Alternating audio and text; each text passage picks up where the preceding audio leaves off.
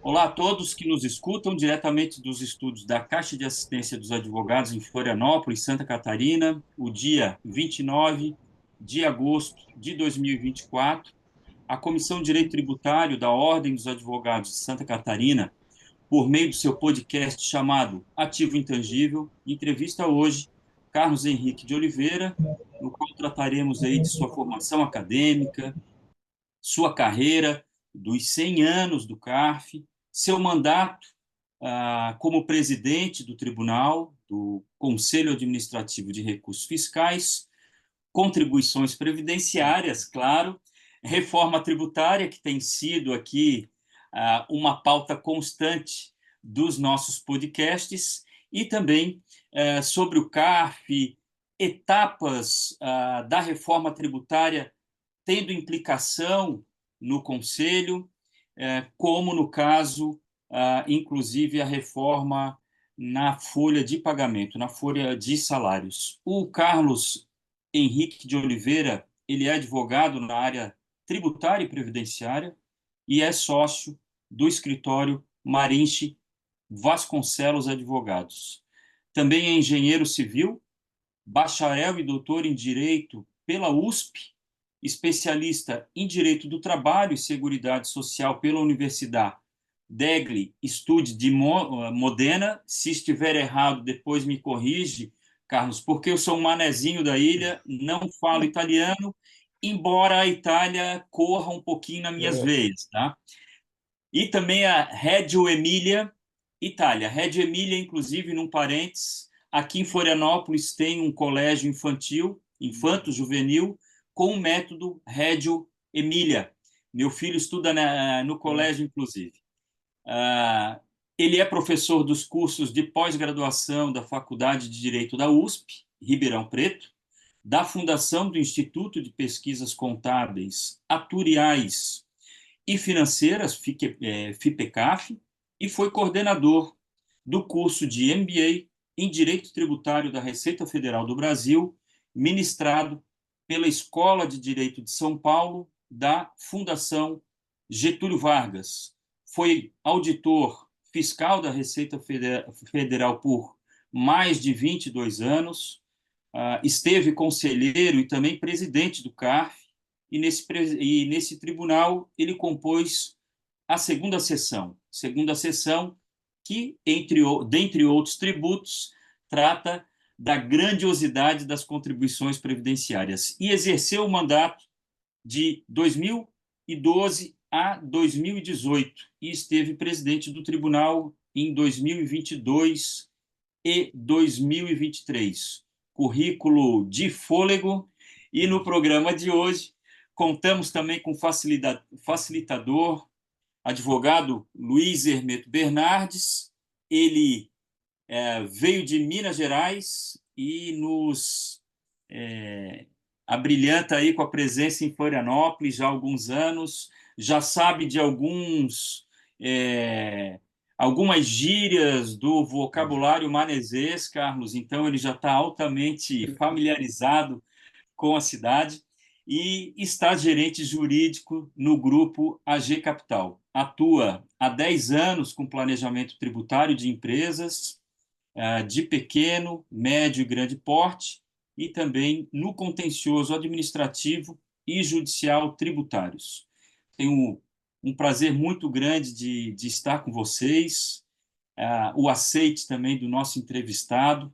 Certamente ele vai trazer muito dos seus ativos intangíveis hoje aqui no programa. A gente que nós criamos o nome ativo intangível aí um pouquinho de brincadeira, né? Do ativo intangível que tem uma formatação própria no mundo da contabilidade, mas o ativo intangível também para a gente aí às vezes um capital intelectual, né? Difícil às vezes da gente pegar, mas hoje a gente vai tentar aí catar algum deles nesse universo grande aí do nosso querido presidente do CARF.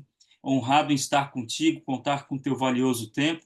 Carlos, nós costumamos fazer o podcast, inicio a primeira pergunta, passo aí para o Luiz, ele depois para mim, a gente vai variando aí até o final, naquela proposta do bate-papo ali, com leveza, mas sem esquecer do conteúdo. Garanto que vai ser muito prazeroso para todos nós. Então, sem delongas, eu já começo com a primeira. Carlos, você vem aí do direito, também da engenharia e da auditoria fiscal da Receita Federal. Queria que tu contasse aí para nós, né, para nossa audiência, o que que te levou aí ao direito, engenharia, auditoria fiscal da Receita Federal, se direito e engenharia se encontram, enfim, explicar um pouquinho desse teu início aí da tua carreira, da tua formação acadêmica. Bom, primeiro é uma honra muito grande estar aqui. Eu me sinto verdadeiramente privilegiado por poder trocar experiências com vocês, agregar alguma coisa. Parabéns pelo nome, o Ativo Intangível. Realmente, os conceitos contábeis que a gente estuda tanto no direito tributário, e quando a gente lembra que o intangível é aquilo que você não consegue pegar, é uma marca, é uma propriedade intelectual, é tudo aquilo que a gente almeja ter, né, que vale, que realmente valora, e muitas vezes até determina a existência de uma empresa. Para o ser humano, para o profissional, ele também é fundamental. Então, parabenizo o doutor André, aproveitando para saudá-lo efusivamente, colega de conselho. É, eu tenho um carinho muito grande pelo CARF, e o CARF é feito de pessoas, né? E os conselheiros são heróis para mim, né? São pessoas que, com a armadura e as armas do conhecimento, travam batalhas respeitosas, silenciosas, mas profícuas para a sociedade, né?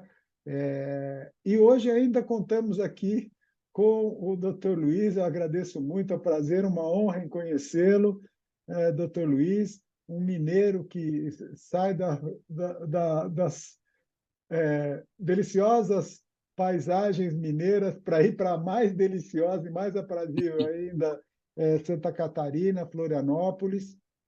E não posso deixar de homenagear a OAB Santa Catarina, a CAASP Santa Catarina, a Comissão de Direitos Tributários de Santa Catarina, porque isso é uma oportunidade. Conversava há pouco com o Dr. Luiz, essa ferramenta que é uma modernidade para mim, né? Na minha idade, eu vou contar algumas coisinhas que são muito típicas de quem tem 62 anos, né? Então, eu estava comentando com ele como o conhecimento, a troca, a informação hoje pode ser feita por meio de podcasts de maneiras assim que permitem que o nosso escasso tempo seja bem aproveitado, né?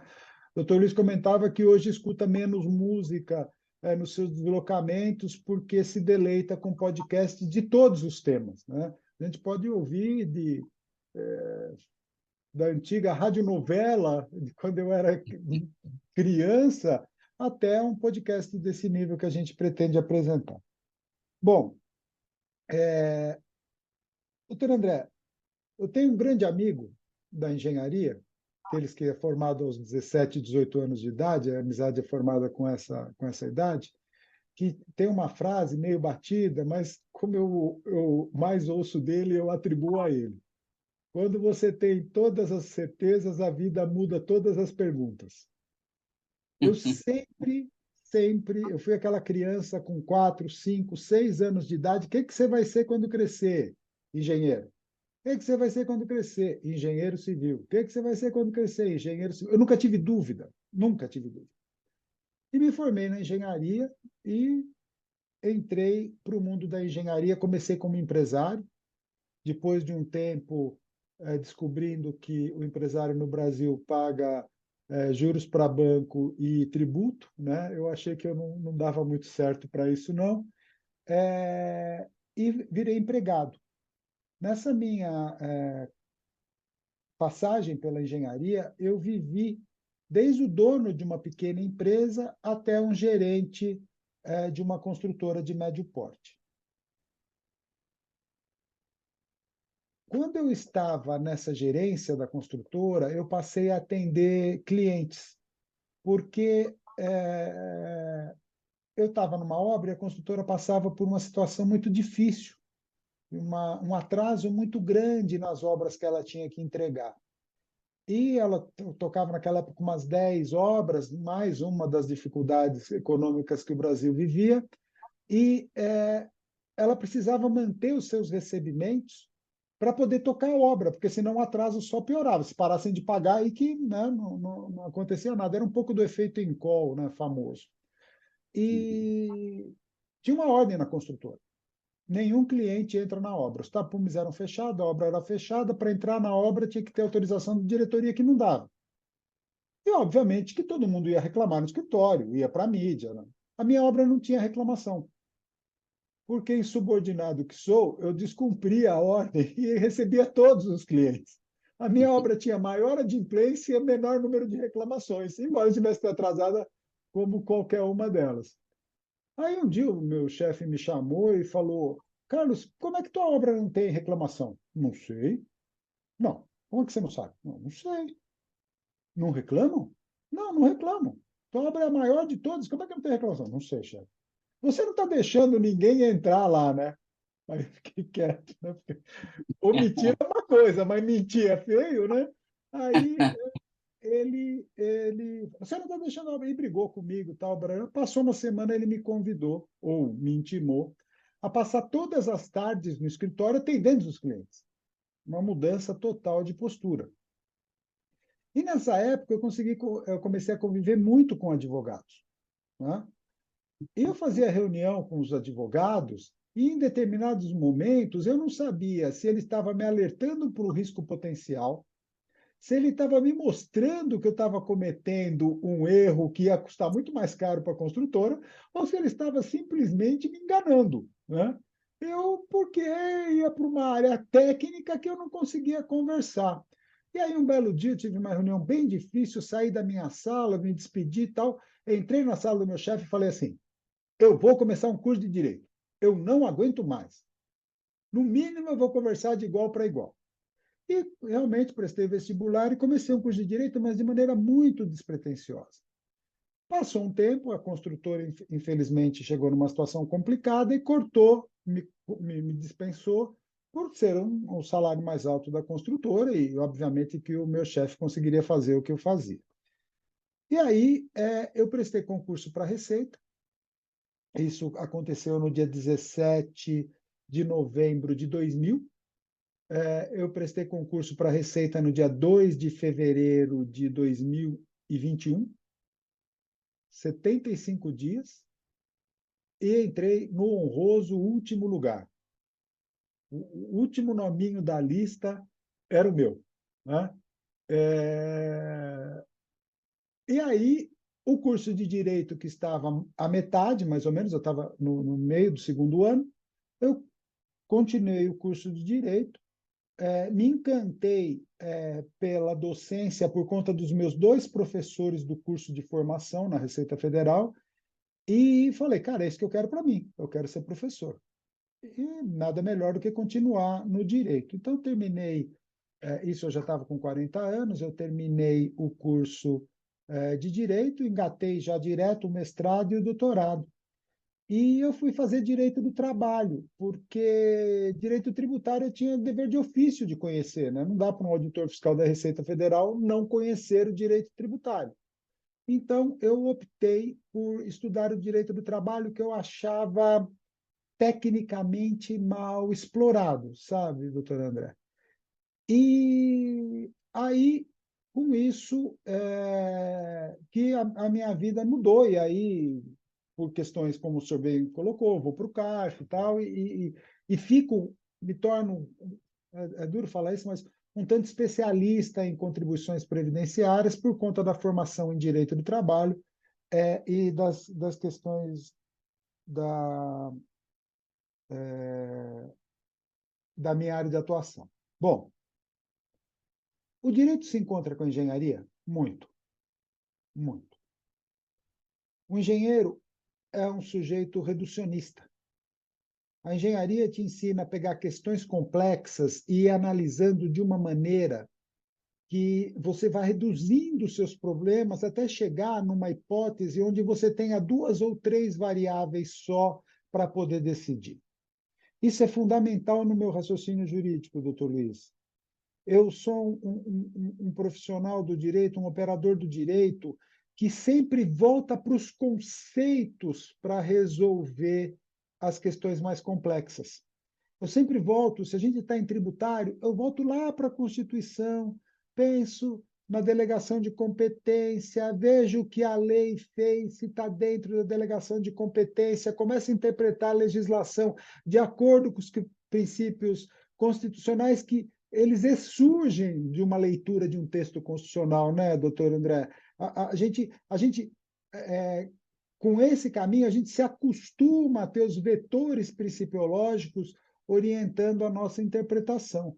E isso, na maioria das vezes, dá certo para a gente solucionar as questões que o dia a dia nos apresenta, né? Então, eu acho que essa objetividade da engenharia, essa simplificação que a engenharia exige do profissional, me ajuda muito no direito.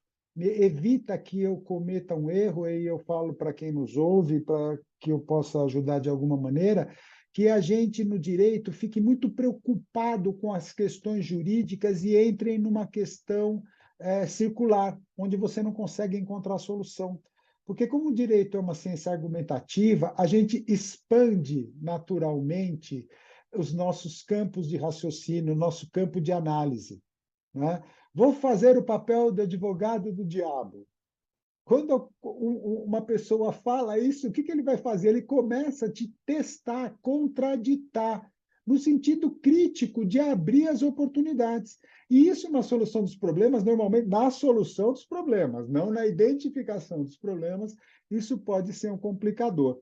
Uma capacidade que engenheiro, por exemplo, normalmente não tem, né? De ver a coisa de uma maneira mais afastada.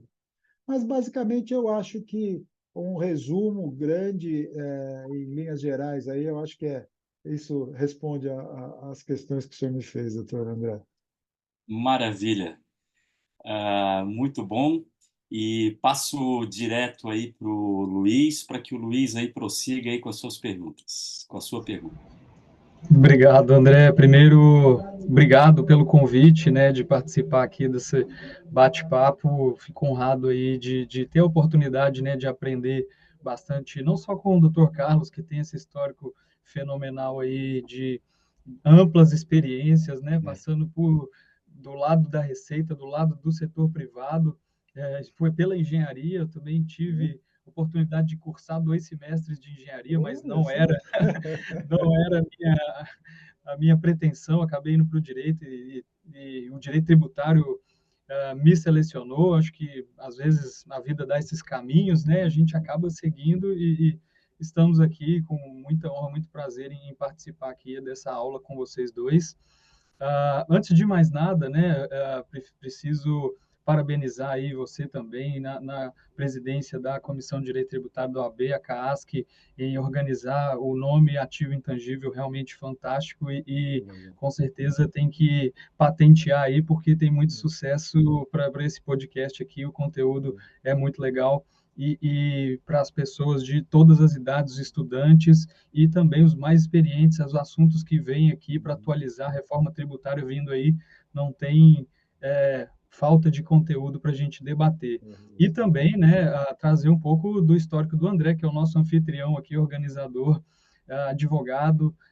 Hoje ele está presidente da Comissão de Direito Tributário da OAB de Santa Catarina, professor de pós-graduação e MBA, foi conselheiro também do TAT de Santa Catarina e do CARF, onde aí foi colega também do Dr. Carlos.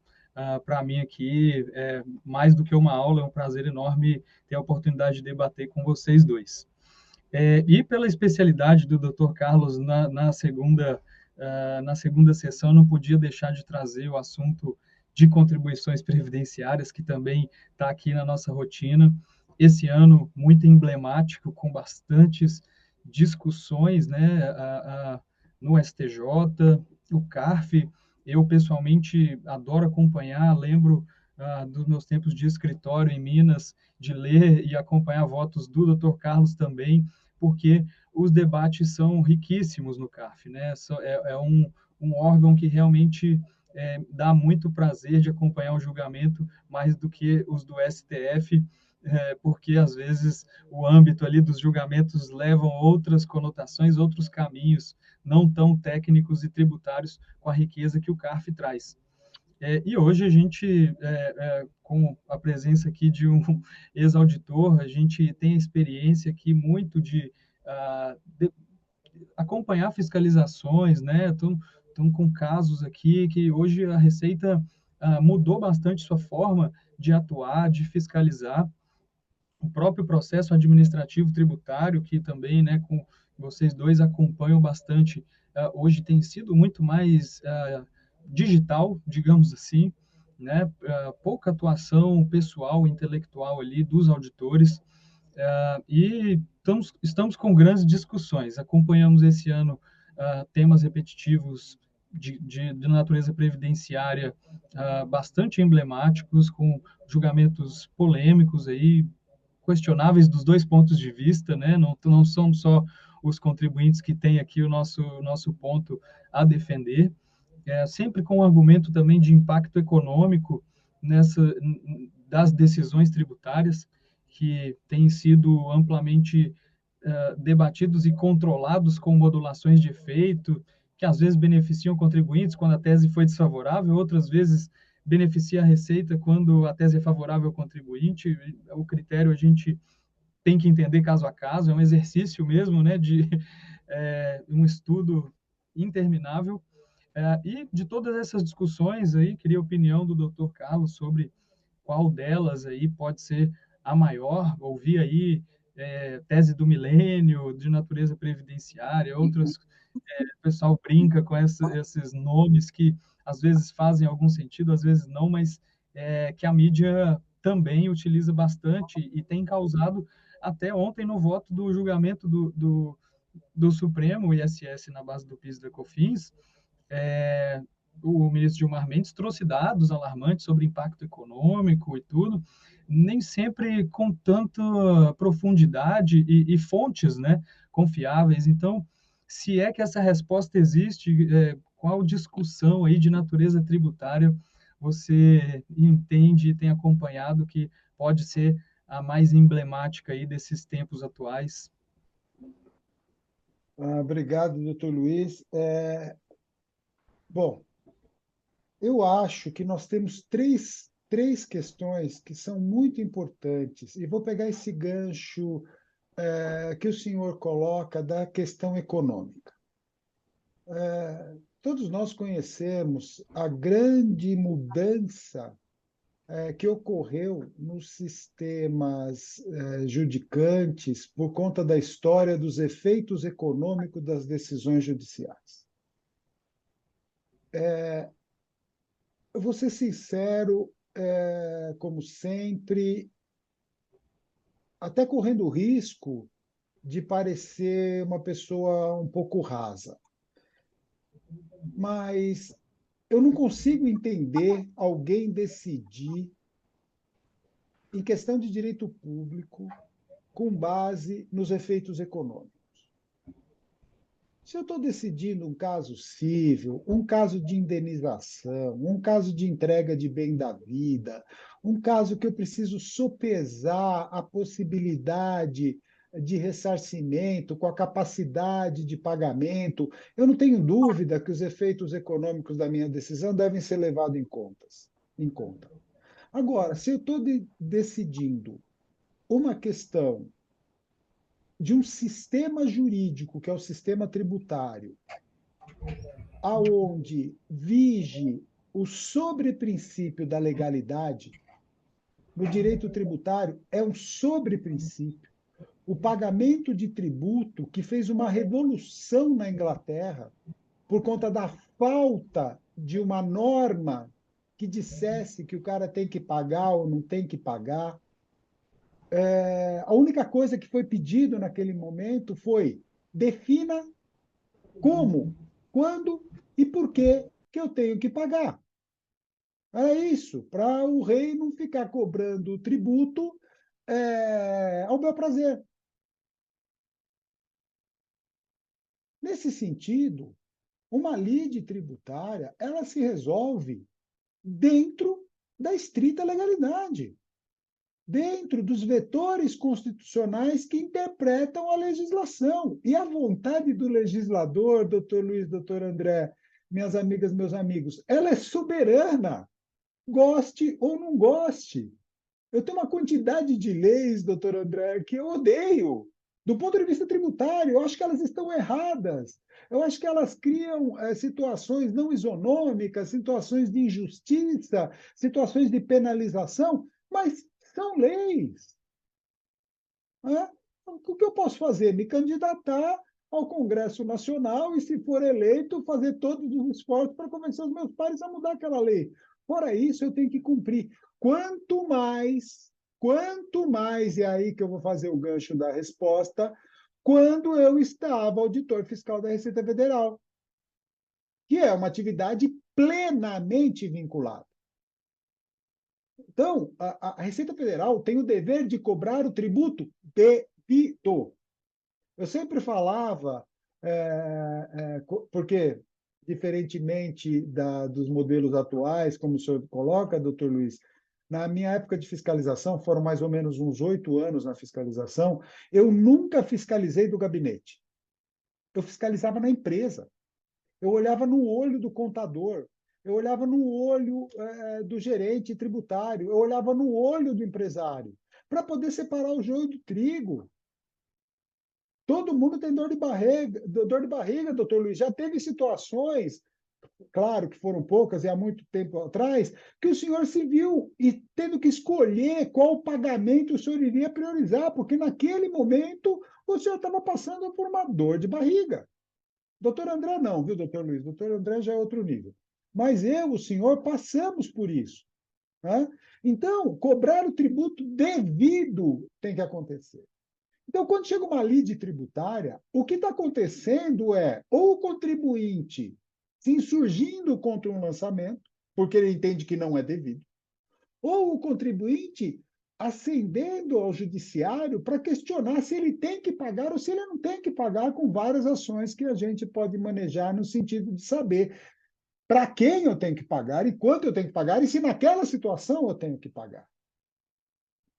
Nessa análise, eu vejo 3 situações que eu acho importante.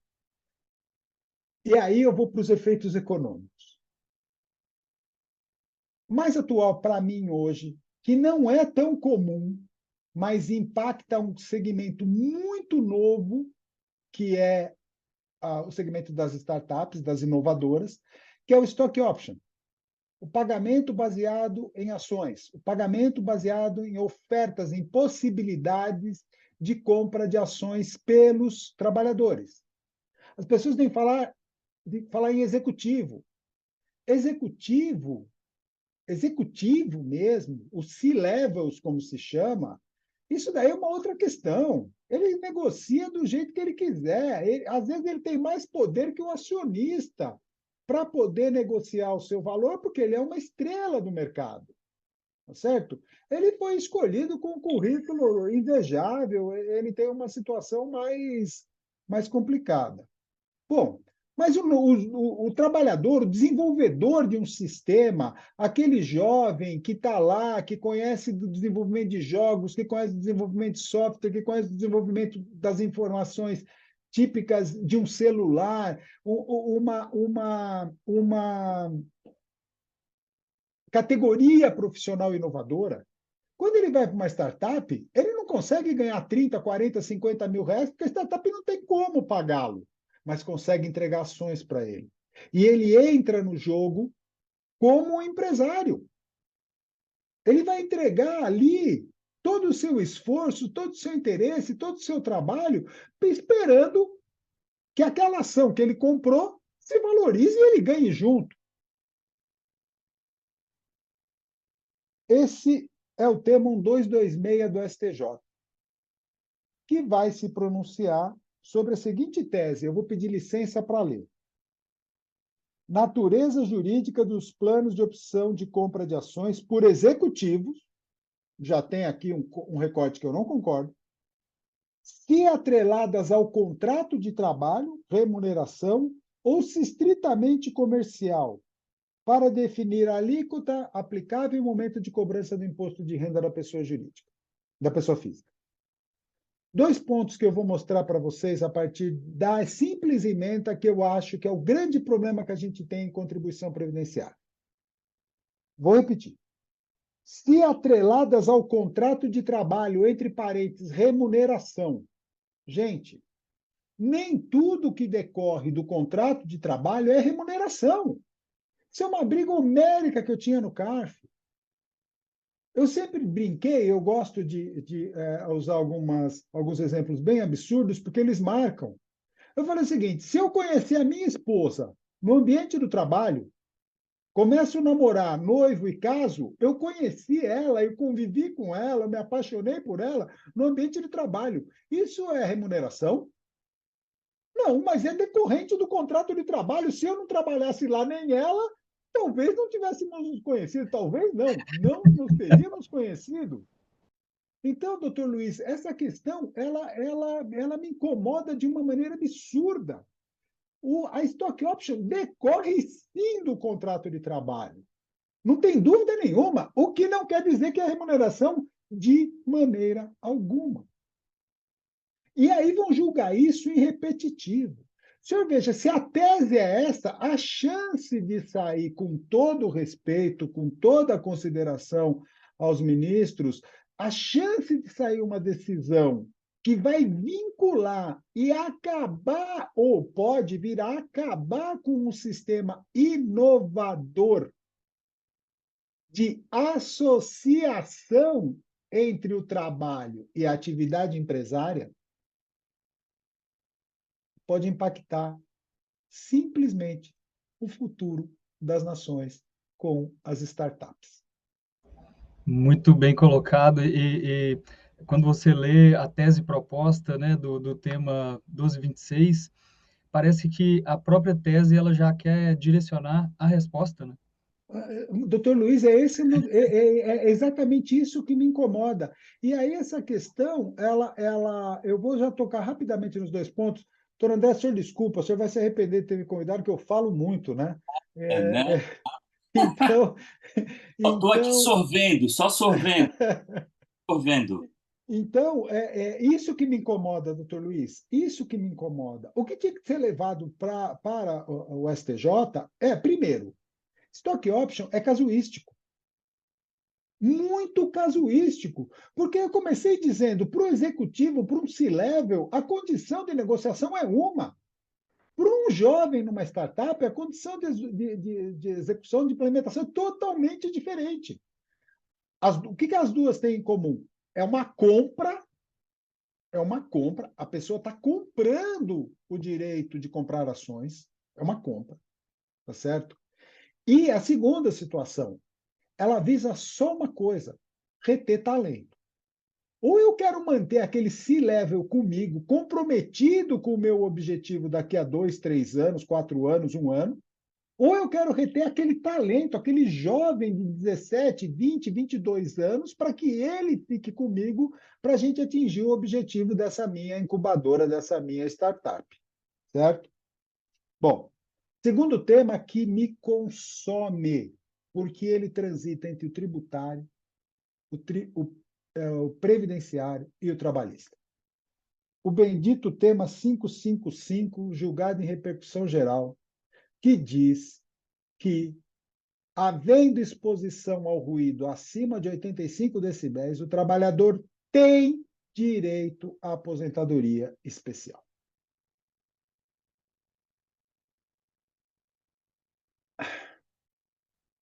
Primeiro, essa decisão foi tomada numa questão previdenciária movida por um trabalhador contra uma empresa. Ok? A partir daí, a Receita Federal do Brasil começou a soltar fiscalizações onde o auditor faz uma pergunta para a empresa, para o contribuinte. Você tem alguma unidade aonde o trabalhador está exposto a mais de 85 decibéis? Tenho. O mundo fabril, o mundo industrial é o que mais acontece. Construção civil tem, o frigorífico tem, a fábrica de bebida tem, a indústria metalúrgica tem, porque é típico, você confina o ambiente para poder deixar os seus equipamentos, sua mão de obra, os seus insumos todos concentrados, e você começa a fazer barulho. É igual você ir a uma pizzaria. Se bobear, a pizzaria também tem, porque todo mundo feliz, comendo, o garçom andando, aquela barulheira também capaz de ter 85 decibéis. Só que para isso é que inventou-se o bendito do protetor auricular, o bendito do equipamento de proteção individual, o famoso EPI. E o direito do trabalho, que é preocupado com a saúde do trabalhador, ele não quer exposição. Ou quando a exposição é efetivamente inevitável, ele quer o quê? Que se reduza os danos potenciais, que se entregue os equipamentos de proteção individual, que se aplique os equipamentos de proteção coletivos, para quê? Para que os níveis de tolerância não sejam alcançados. E para isso a empresa tem que investir pesado. Isso é uma exigência do direito do trabalho. Ok? E aí vem o direito tributário e previdenciário. Porque se esse trabalhador vai ter o direito de se aposentar antes, eu preciso de uma fonte de custeio, porque é isso que determina a Constituição. E aí ele cria o que eu chamo de adicional GILRAT, que é uma alíquota que você paga a mais do que o seguro-acidente de trabalho, de 6%, 9% ou 12%, dependendo do tempo e do tipo de aposentadoria especial que esse trabalhador vai ter. Mas a lei tributária, e de novo, o princípio da legalidade, diz que eu só vou pagar a contribuição se o trabalhador estiver exposto a níveis superiores ao limite de tolerância. A empresa investe, fornece os equipamentos, vai lá, faz a audiometria, faz o teste e deu menos de 85. O ambiente está com mais de 85, mas deu menos de 85. Pela lei tributária e pela lei trabalhista, a situação está resolvida. Cumpriu-se a obrigação legal. Para a decisão do Supremo, não. Porque independe da fornecimento de EPI. Independe de um laudo técnico, o bendito PPP, perfil profissiográfico previdenciário, que foi assinado por um engenheiro do trabalho, por um médico do trabalho, que mediu e viu se aquele trabalhador está ou não exposto. Então, esse tema é muito relevante, os autos de infração são gigantes e a Receita Federal está autuando sem dó, até porque, na visão dela, se eu tenho o benefício, eu tenho que ter a fonte do custeio. Eu não concordo, mas é a visão da Receita. E, por último, um tema que leva a um descompasso entre Poder Judiciário, STF e CARF é a questão do pejotismo. O STF, ou pejotização, como queiram. O STF decidiu pela licitude das novas formas de contratação, o que é absolutamente compreensível e desejável. Eu não posso aplicar uma lei construída em cima de princípios de organização do trabalho em 1940 para as relações de trabalho que acontecem em 2023, 80 anos depois. E é inegável, até vou publicar um artigo nesses próximos dias, tá para sair, onde eu faço uma análise da história que todo mundo fala, esse trabalhador está desprotegido. Ele não está desprotegido, não. Todos eles são segurados obrigatórios da Previdência Social e todos eles têm todos os benefícios. Se eles pagam ou não pagam a contribuição, é outro problema. Mas que eles estão com a proteção da Seguridade Social, eles estão. Então, esse tema, o que ele diz? Olha, analisando a Lei 11.196, artigo 129, que cria o chamado pejotismo ou pejotização, o Supremo diz que essa lei é constitucional. O Supremo diz: as novas formas de relação de trabalho são constitucionais, certo? As empresas, segurança jurídica, olhando para a lei, olhando para as decisões judiciais, implementam essa condição. Né?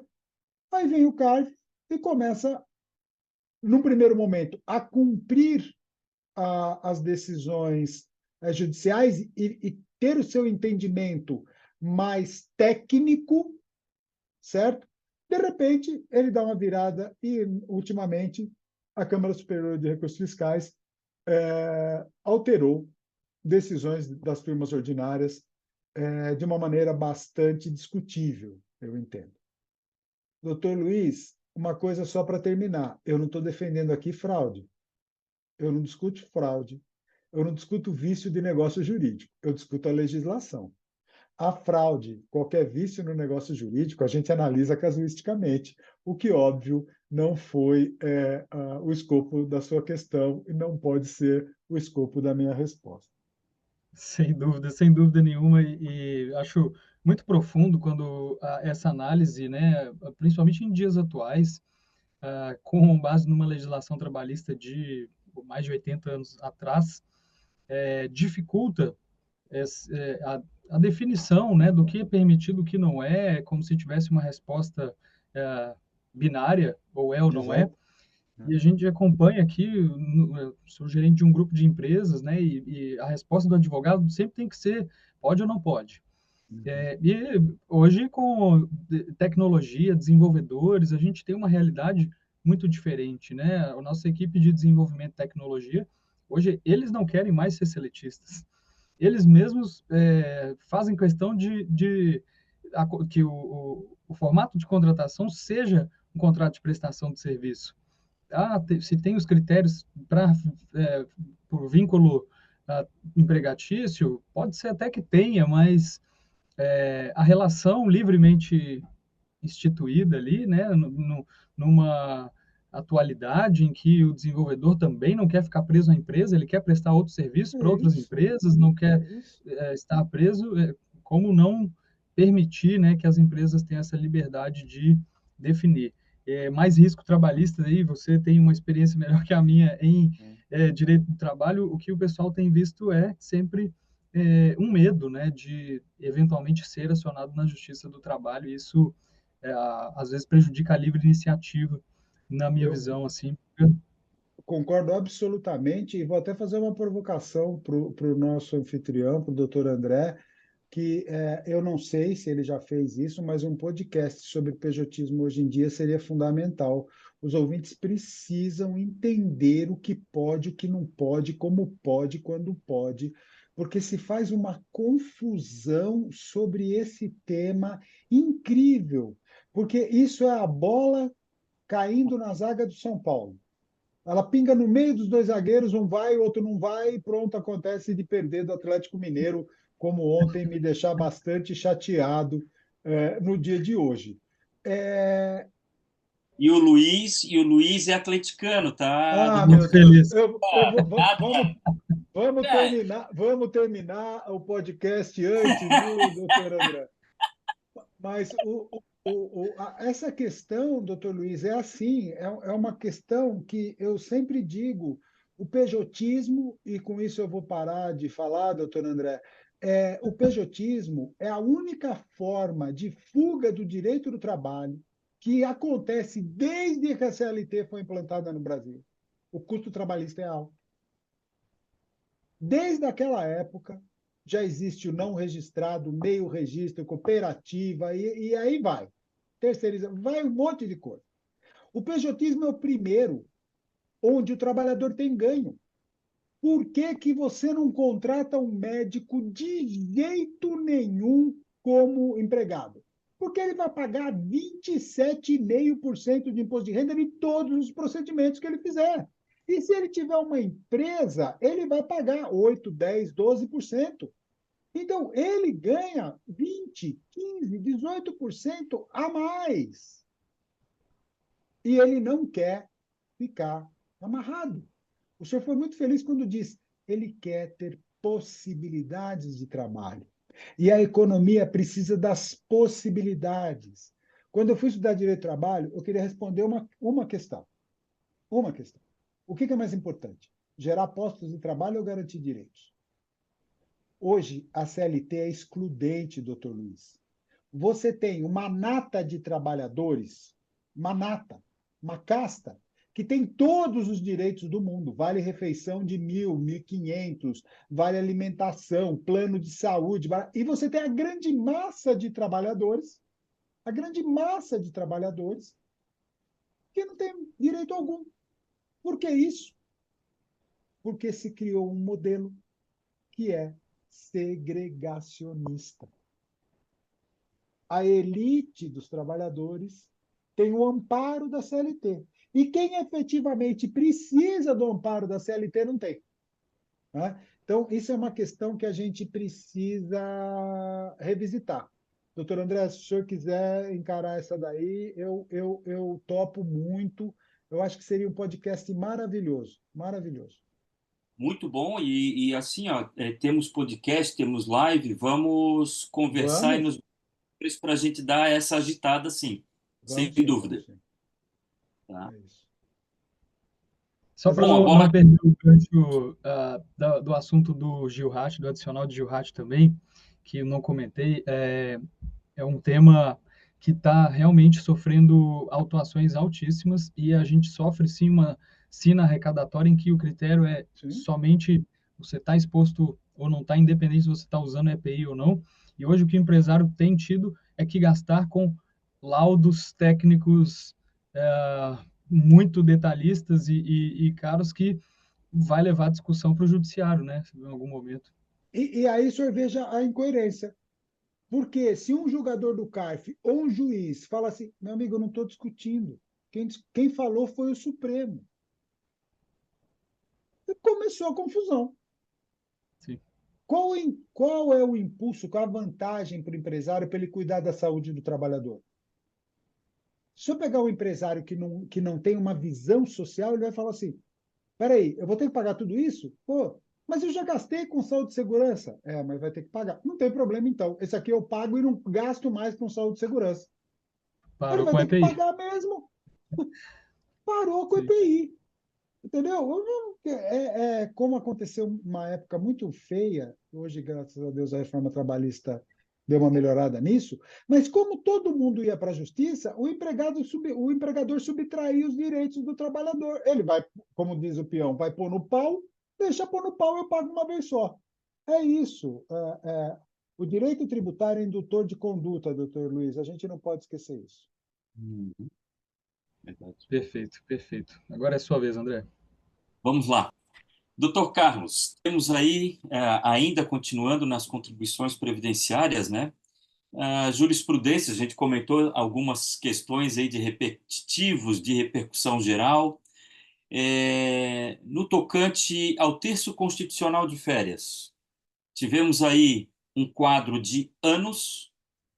O STJ chegou a decidir que essa contribuição era indevida, e depois o Supremo também pegou um caso, destacou, afetou para um regime de repercussão geral e decidiu que, ao invés de ser indevida, como dizia o STJ, ele disse que a contribuição era devida.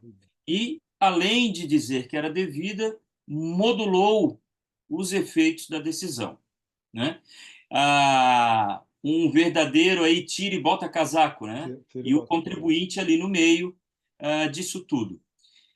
Nessa questão, eu dei o exemplo do texto constitucional, mas as verbas indenizatórias, né, como um todo, na sua visão, elas têm aí uma jurisprudência firme de conseguir olhar para determinada rubrica e dizer: isso é indenização, isso é remuneração. Exemplo que desses ali do stock option, né, também.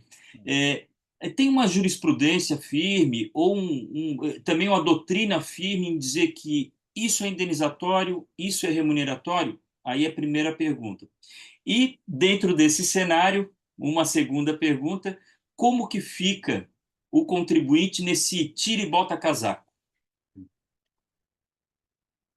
O custo Brasil sempre foi um problema desde que eu me conheço por gente.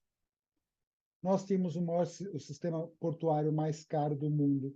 Nós temos uma legislação tributária mais confusa do mundo. Nós temos a questão trabalhista mais confusa do mundo. Você compra e vende uma empresa aqui, você tem earnouts gigantes aí, depois de diligências caríssimas, e você retém metade, 40%, 70% do valor da empresa por causa de possíveis passivos que ninguém consegue mensurar, em razão de uma complexidade sistêmica e de um sistema judicial que, usando a figura do Dr. André, que eu achei muito feliz, tira e põe casaco, é incrível. Nós não temos segurança jurídica. Nós não temos segurança jurídica. Eu acho incrível como os tribunais superiores estão atentos às mudanças sociais, estão atentos ao seu papel constitucional, conseguem criar tamanha falta de previsibilidade. Você não consegue prever nada hoje do ponto de vista tributário. A decisão de ontem é um exemplo, é o famoso ganha, mas não leva, né?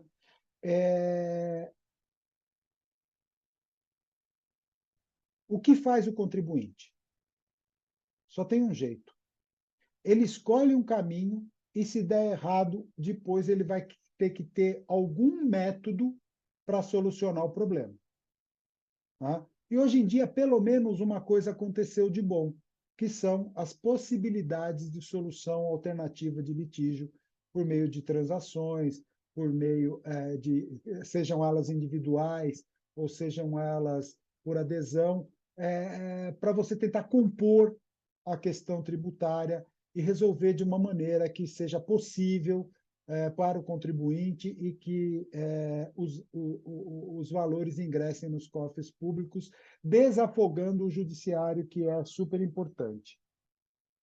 O que eu quero dizer sobre as indenizações, doutor André?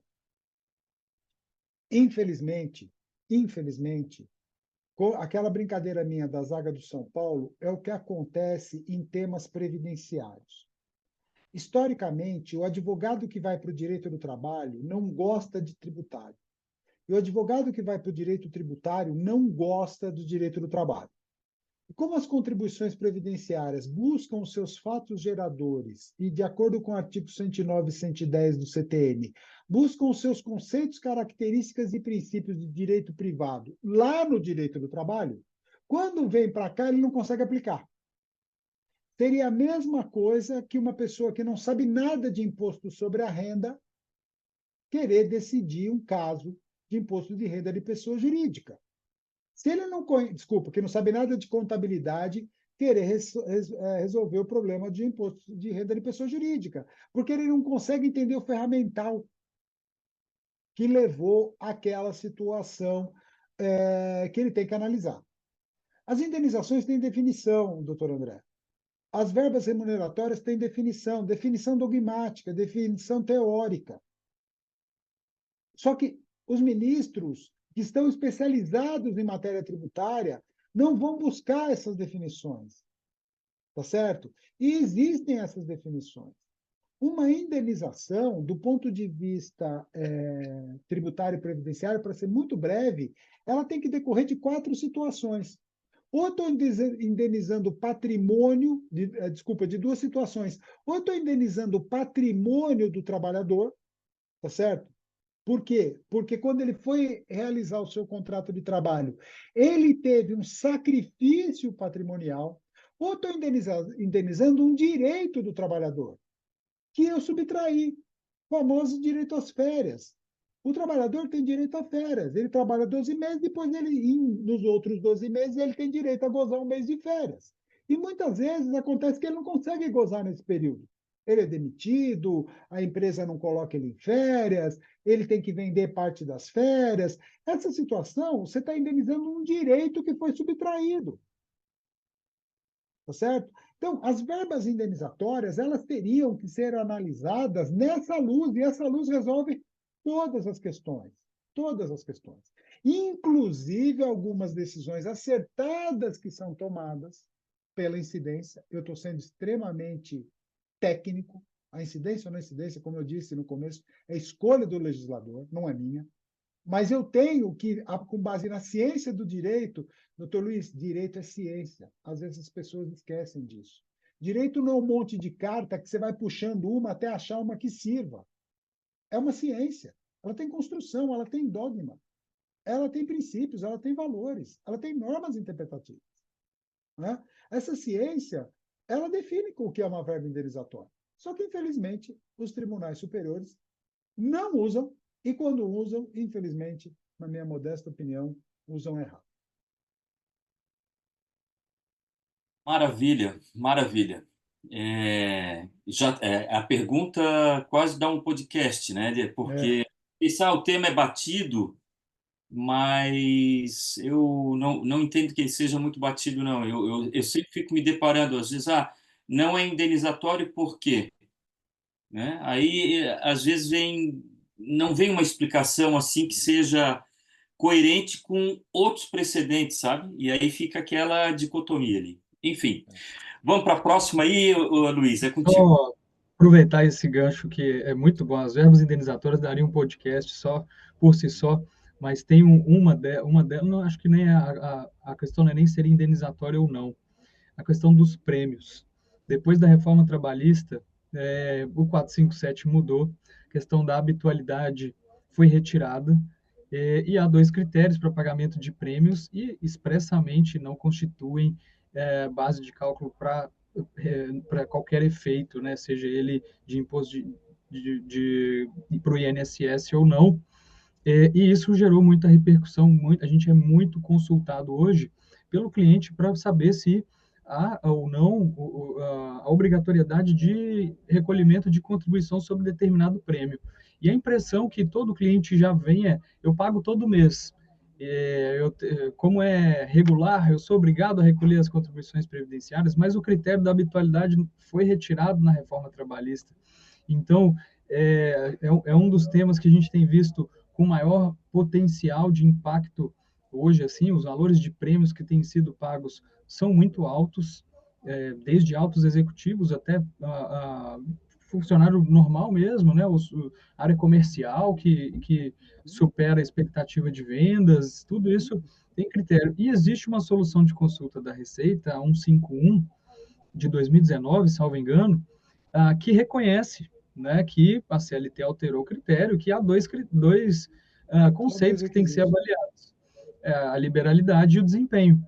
Uhum. Mas, ao mesmo tempo, o critério da liberalidade impede que haja qualquer tipo de formalização, não pode ser obrigatório esse pagamento. Mas que tipo de empresário que tira da gaveta na hora e pensa, esse mês eu vou pagar um prêmio aqui porque meus funcionários Uhum. cumpriram as metas, né? Tem que ter, no mínimo, algum critério, algum regulamento. E a linha é muito tênue entre o que vai se tornar obrigatório esse pagamento ou não. E aí a Receita está com muita liberdade para quebrar essa liberalidade aí de acordo com qualquer caso, né?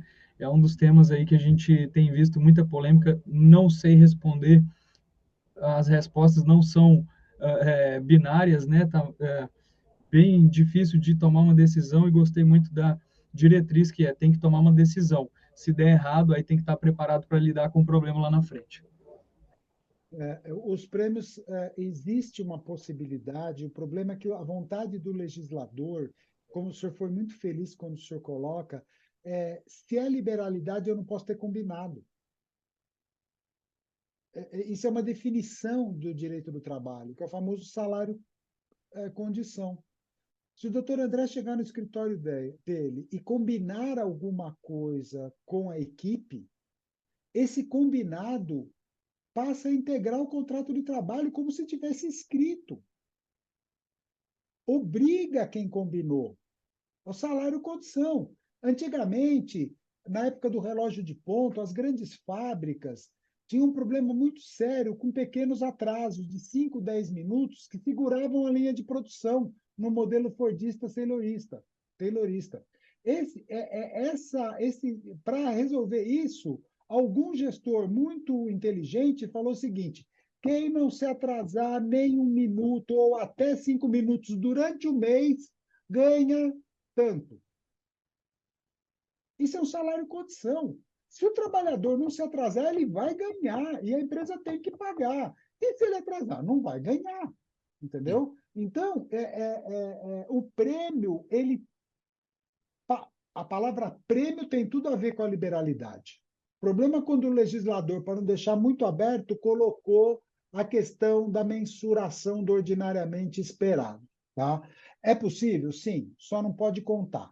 E tem que estar previsto. Ou seja, o empresário, o corpo diretivo da empresa, tem que bolar um prêmio, guardar na gaveta. Tempos depois, um mês, 2 meses, 3 meses, ele faz uma mensuração de quem ganhou, quem teria direito a ganhar. E aí, por liberalidade, ele escolhe quem ele vai pagar ou não. Por que que ele pode fazer isso? Porque não contou. Tá certo? Tá? Então, mais ou menos é isso que está na solução de consulta e é essa a única solução possível para a questão na grande maioria da doutrina, e acho que, nesse ponto, o meu entendimento é amplamente majoritário do ponto de vista doutrinário. Mas é um tema relevantíssimo.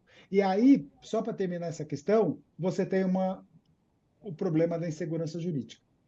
A jurisprudência trabalhista é unânime em reconhecer a não incidência dos encargos trabalhistas sobre o prêmio. Tá certo? Uhum. Só tem um problema.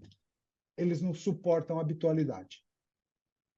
Caramba, meu amigo, essa questão foi superada pelo legislador, não é você que tem que gostar ou não tem que gostar.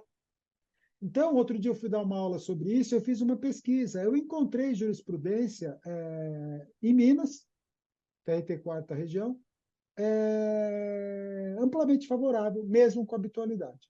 Então, parece que as coisas estão caminhando para algum nível de segurança nesse ponto. Mas daí jurisprudência de TRT.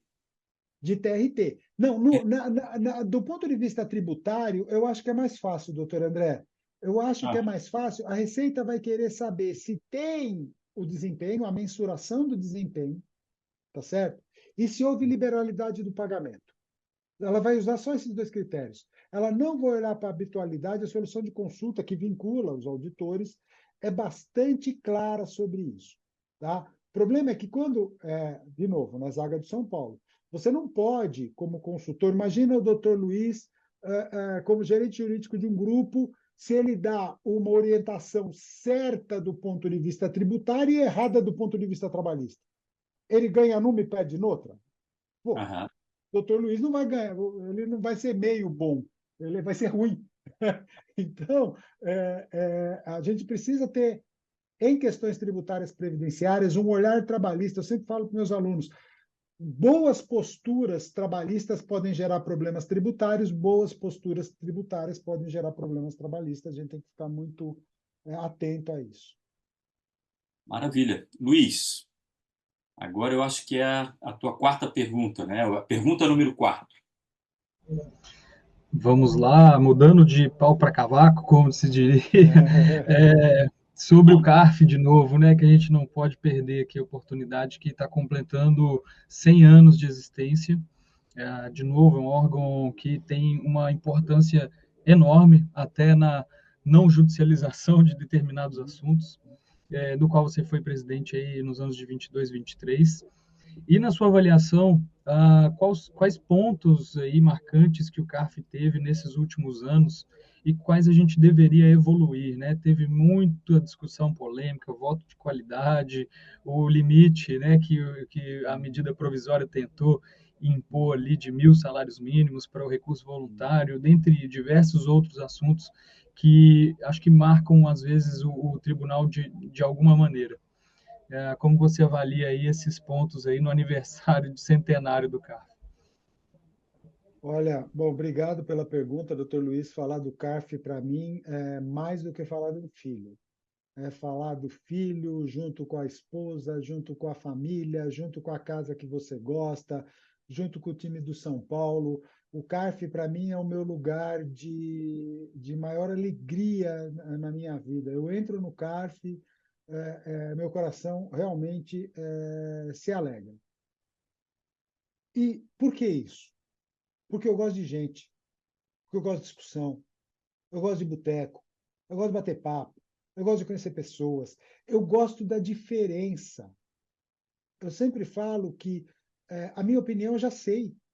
O que me engrandece como pessoa, como profissional, como doutrinador, como professor, é opinião diferente. É isso que faz a gente evoluir, né? Parafraseando e deslocando um pouquinho, Paulo de Barros Carvalho, a opinião diferente afirma, confirma ou infirma a sua opinião. Então, é ela que faz você crescer. O CARF é o ambiente para isso. As minhas maiores amizades profissionais no Conselho foram de pessoas que, se você pegar as atas que nós votamos juntos, eu mais divergi do que concordei. Só que é aquela divergência, doutor André, o senhor sabe que o senhor viveu isso. Um colegiado maduro, ele discute, mas ele discute de uma maneira educado, mas é veemente. Termina a votação, vai todo mundo almoçar junto. Naqueles Exatamente. restaurantes maravilhosos que tem no entorno do CARF. Né? Incrível como ninguém adoece. O CARF, a função institucional do CARF, doutor Luiz, eu fui muito feliz com isso. A função institucional do CARF é apaziguar, dirimir, solucionar litígios tributários. A Receita Federal do Brasil tem o dever de, na dúvida, se aquilo é fato gerador, lançar. Olha o peso do que eu estou falando, doutor André. Se o auditor fiscal da Receita Federal do Brasil tem dúvida se aquilo é ou não é fato gerador, ele tem que lançar. Por quê? Ele não é dono do crédito tributário. Dono do crédito tributário sou eu, o doutor Luiz, o doutor André, toda a sociedade. O dinheiro é do Estado. Nós somos o dono do crédito tributário. Então, uma pessoa sozinha não pode decidir se aquilo é ou não é um fato gerador, ou seja, se vai ou não gerar um crédito tributário. Para o sistema funcionar, ele tem que lançar, e aí, a partir da impugnação, começa a maravilha do contraditório. E com o exercício da ampla defesa, o sistema vai se depurar. E aquele competente vai dizer o direito. É tudo que a gente ouviu desde o primeiro ano de escola, doutor Luiz. É a beleza do direito. É um sistema funcionando.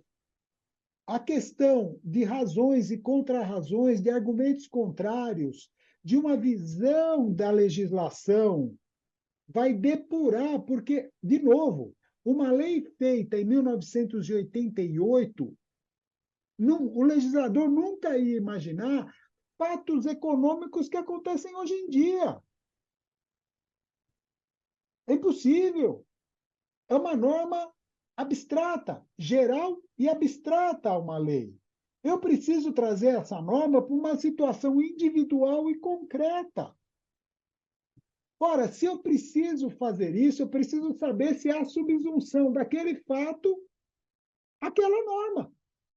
Uma norma que está lá com 50 anos e um fato que acabou de acontecer. E aí vai juntar pessoas da expertise do doutor André, da expertise de conselheiros do CARF, doutor Edeli, doutor Fernando Brasil. Se eu começar a falar aqui, eu vou falar o nome de 180 conselheiros. Pessoas que têm quase uma vida dedicada ao colegiado. Essa é a beleza, essa é a função. E ele funciona assim.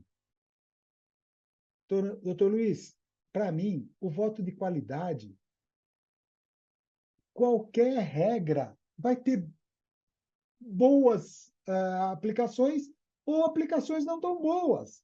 Ou seja, vai ser bom ou ruim. O que interessa é que ela seja tranquila, que ela seja posta, que ela seja aceita. Nunca o voto de qualidade foi um problema quando eu estava presidindo. Nunca. Por quê? Porque comigo presidindo, o voto de qualidade às vezes era pró-contribuinte, às vezes era pró-fisco. Por quê? Porque muitas vezes o contribuinte estava certo e muitas vezes o contribuinte estava errado. Ué, isso é o normal. Isso é o Eu normal. comentei isso com o André, desculpe te interromper, mas não posso perder a Imagina. oportunidade de fazer esse comentário. Eu acho um absurdo essa discussão de o conselheiro do contribuinte e o conselheiro da fazenda. Né? Conselheiro é conselheiro, não importa. E aí o voto agora de Minerva é da fazenda. Esse conceito acho que está muito equivocado, Muita, porque eu concordo com o senhor, desculpe interromper, mas isso é um problema de narrativa, usando a palavra da moda. Todo mundo sim, fica falando nisso. Eu não sei. Olha, existem vários colegiados, vários. Hoje em dia, hein? Não, não vou voltar para a minha época, ficar com questão saudosista, não.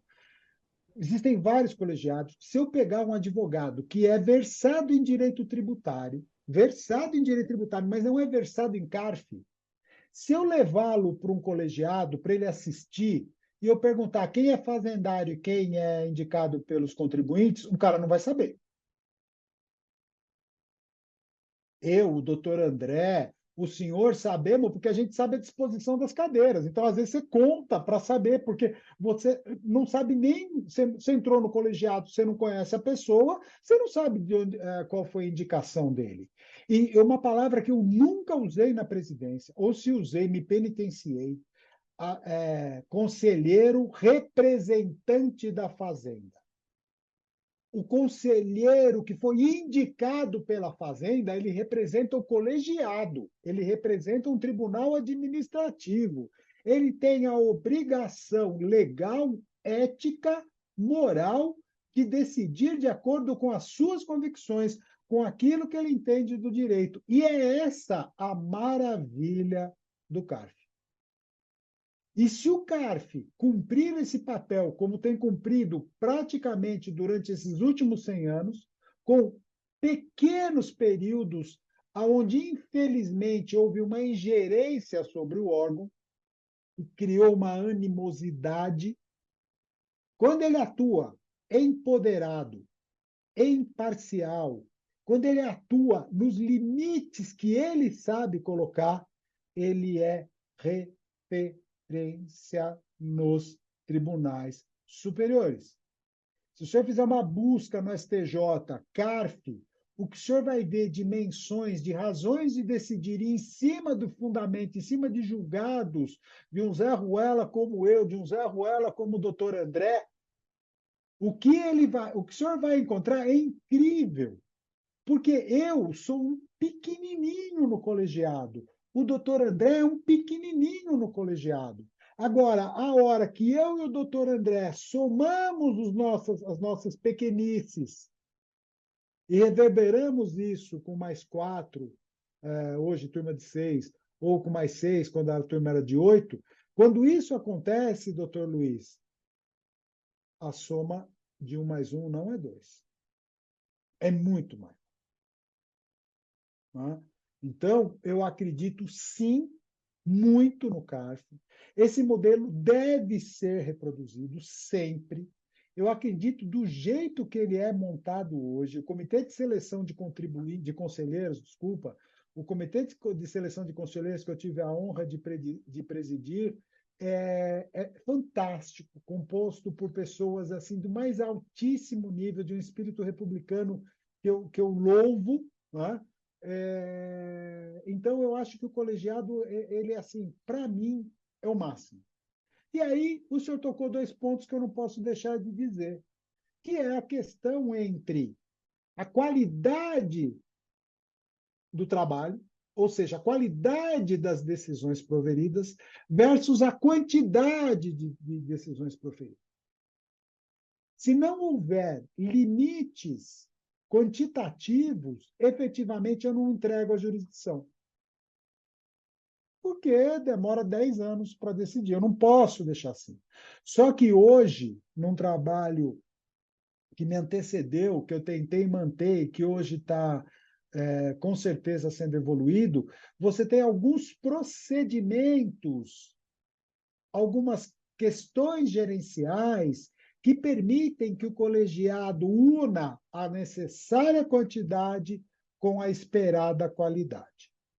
Eu não sou partidário, não sou, aliás, eu sou contrário às situações, o senhor chegou a tangenciar uma, a situações que só privilegiam a quantidade.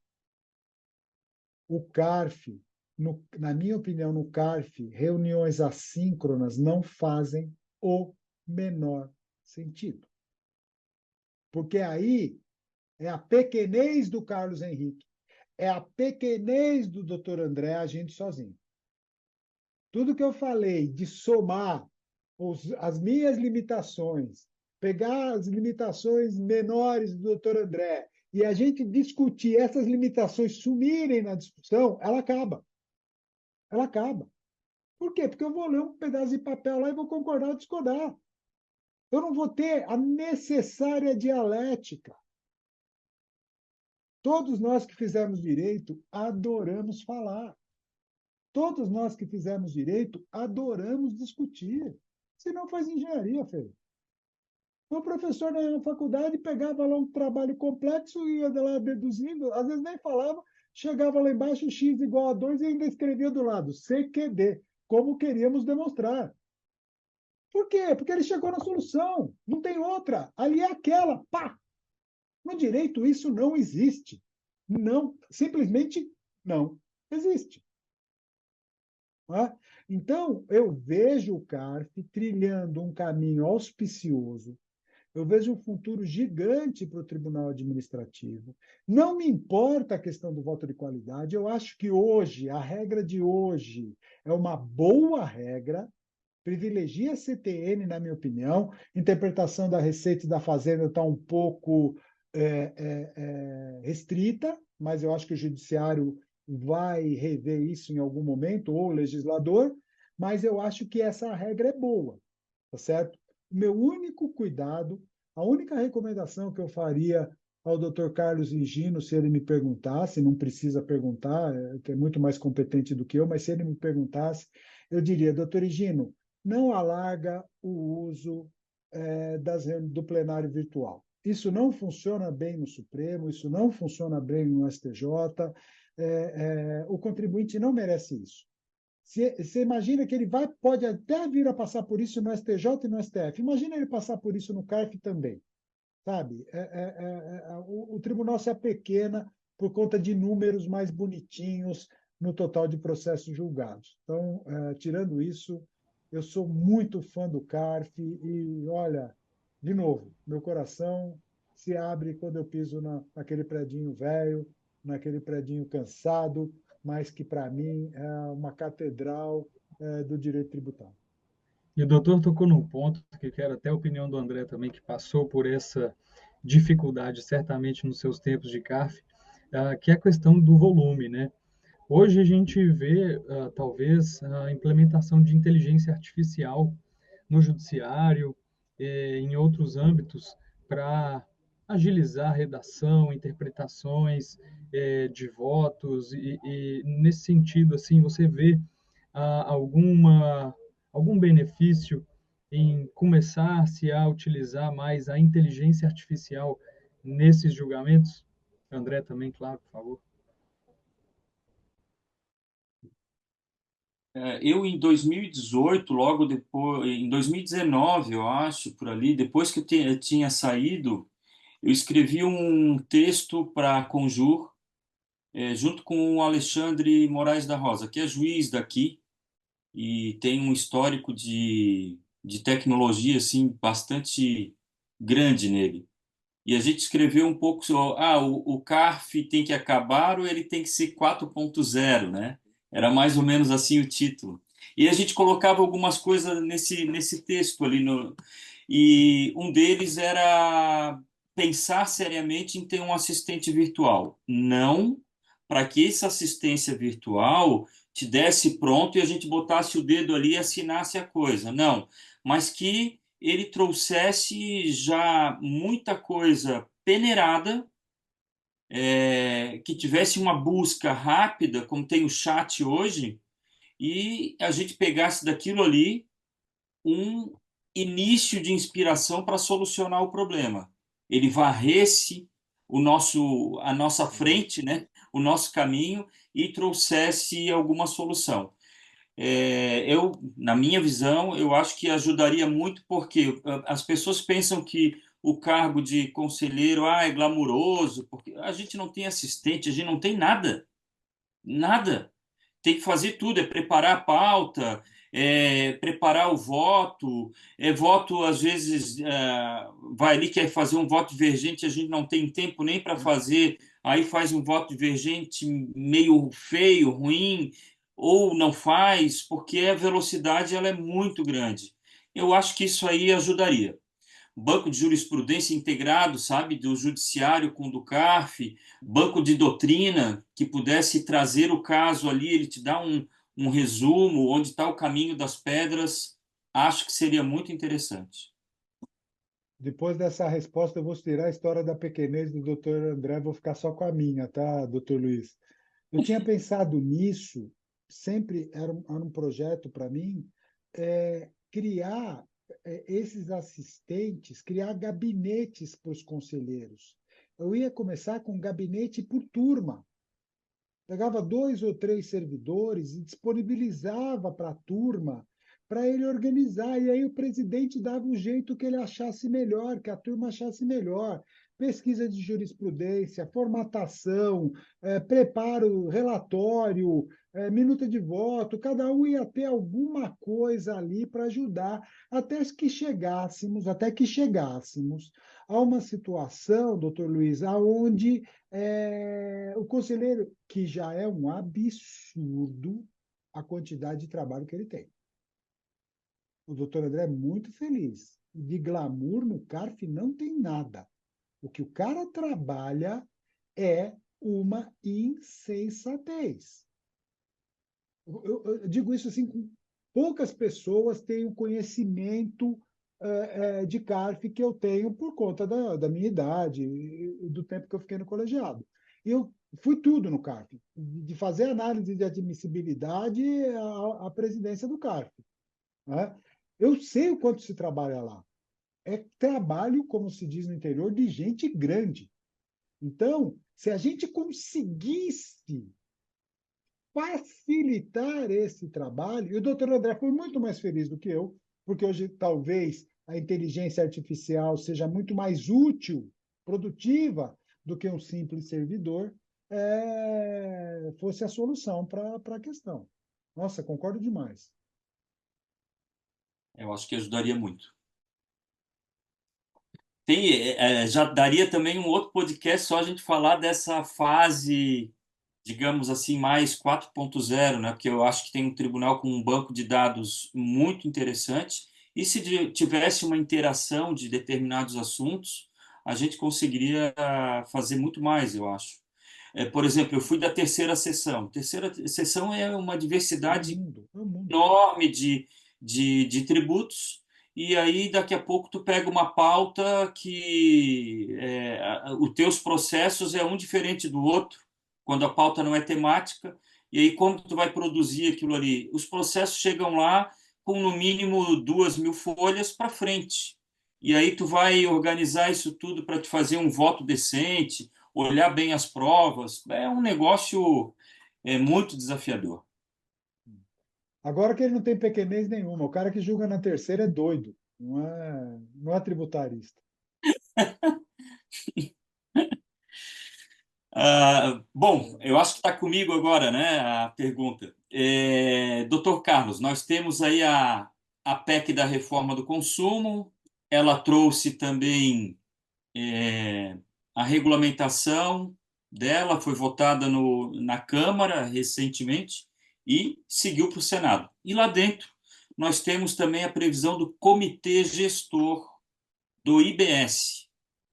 E nele, esse comitê gestor vai ter funções assim de órgão fiscalizador, arrecadador e julgador de controvérsias aí desse imposto. Uniformização de jurisprudência.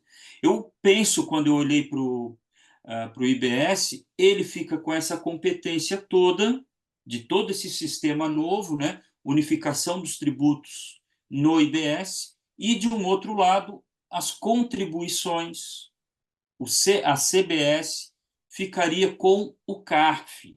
Então, de um lado, a gente teria um comitê gestor e, de outro, o CARF. Isso, na sua visão, fortalece ou enfraquece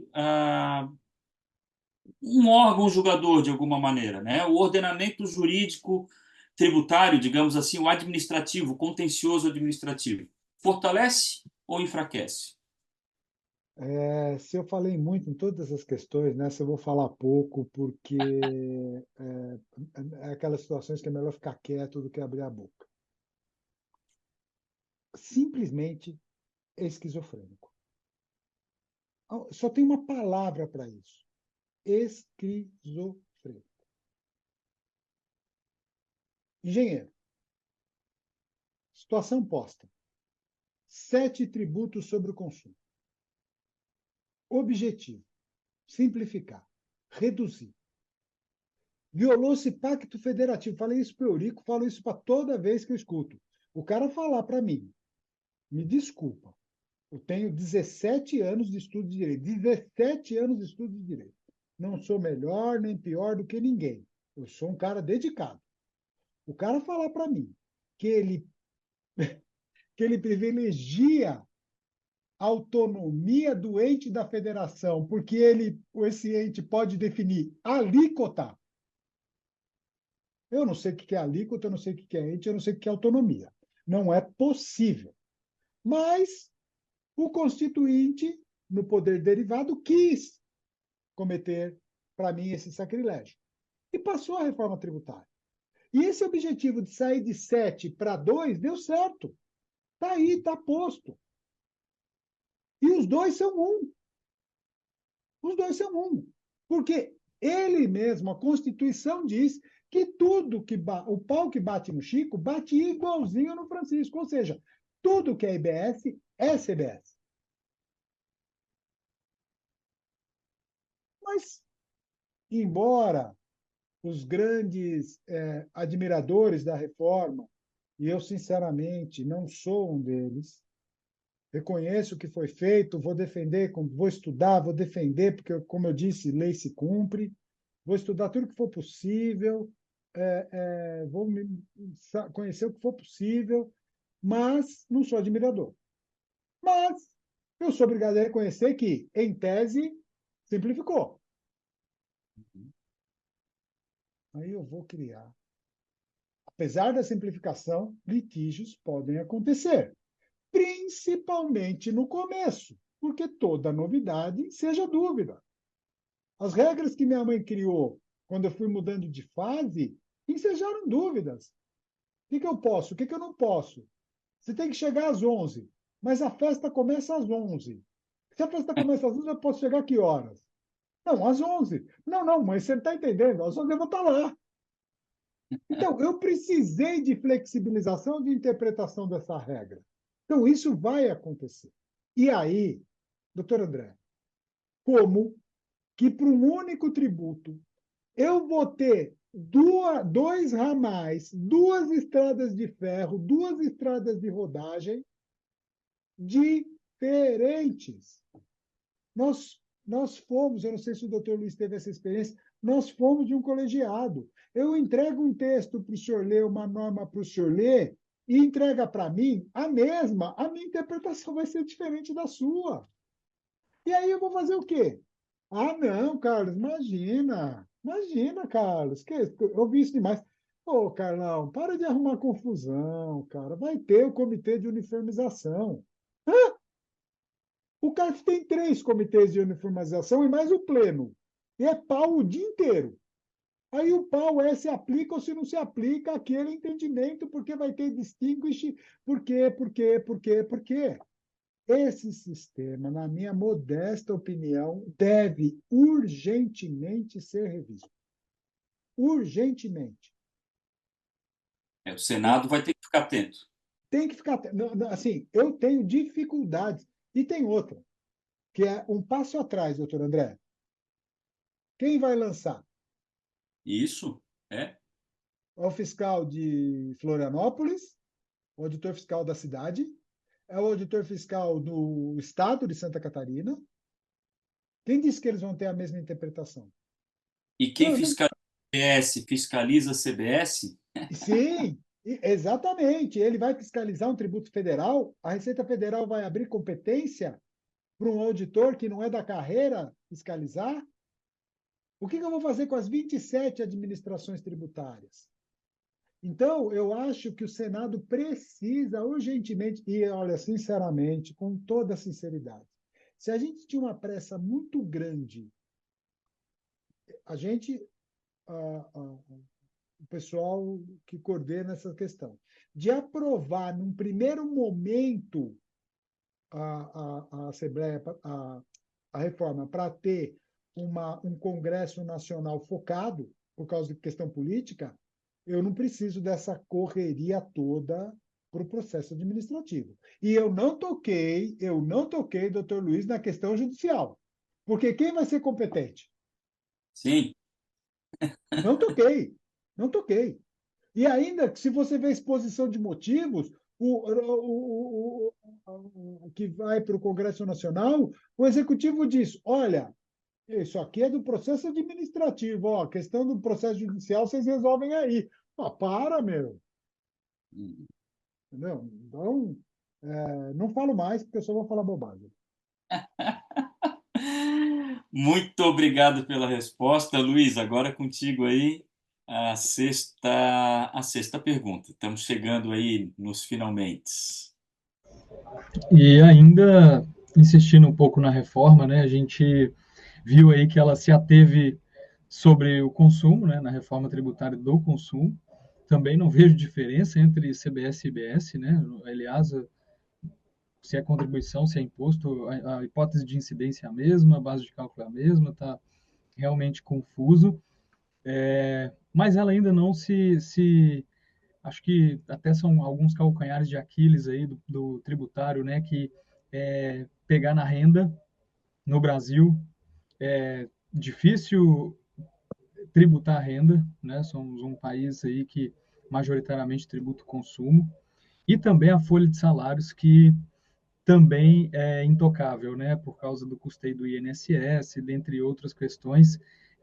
Eu sinto muito medo do Congresso em tocar na tributação sobre a renda e sobre a folha.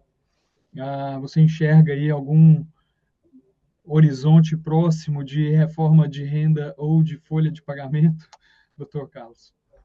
O Congresso, na aprovação da reforma, deu 180 dias, que com certeza já passaram, para que o governo encaminhasse uma proposta de reforma da renda. E eu acho a reforma da folha decorrente.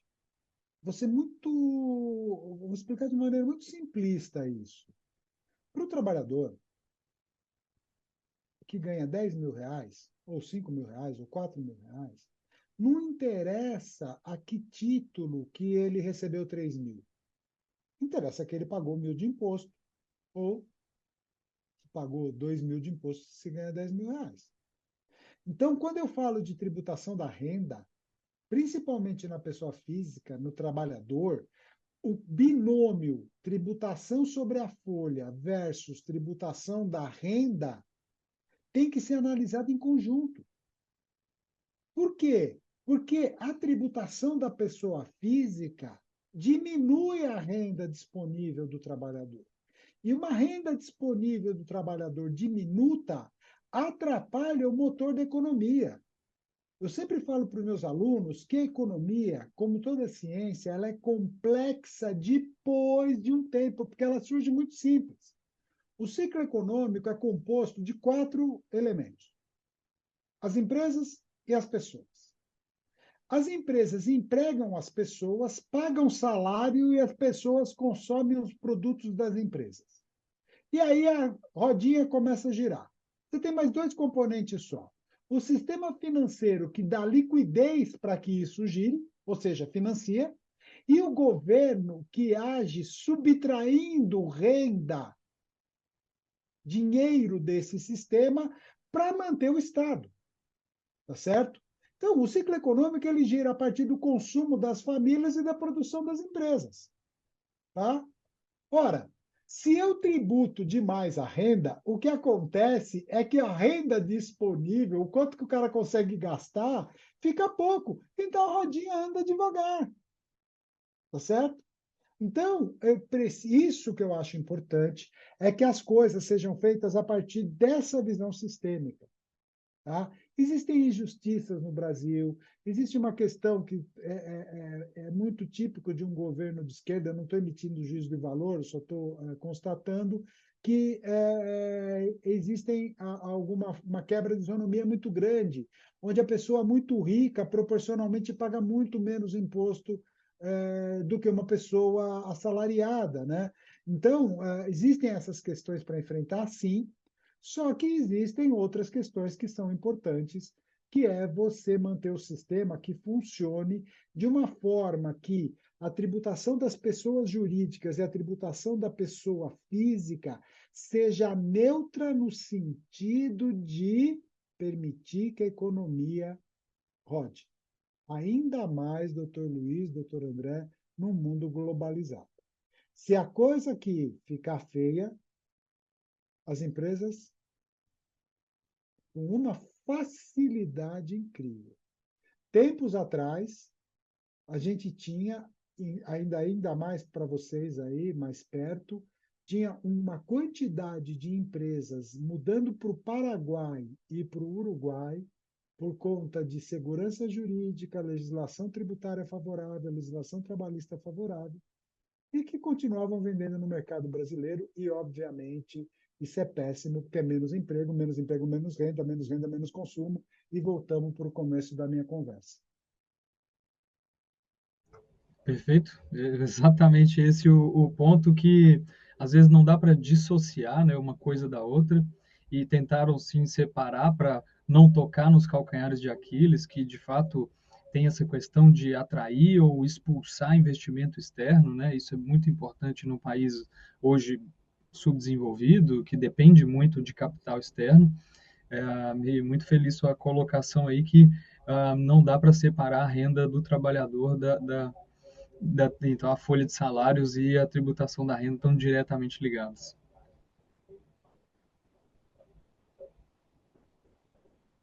Bom, então tá comigo, né? Chegamos aí na sétima e última pergunta, doutor Carlos, para lhe liberar, né? Tiramos bastante do seu tempo aí, Imagina, valioso. prazer.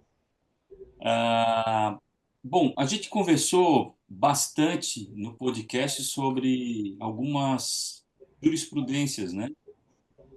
Seja em temas que envolvam repercussão geral e também uso repetitivo. E comentamos alguns deles aí, em específico, sobre contribuição previdenciária, né?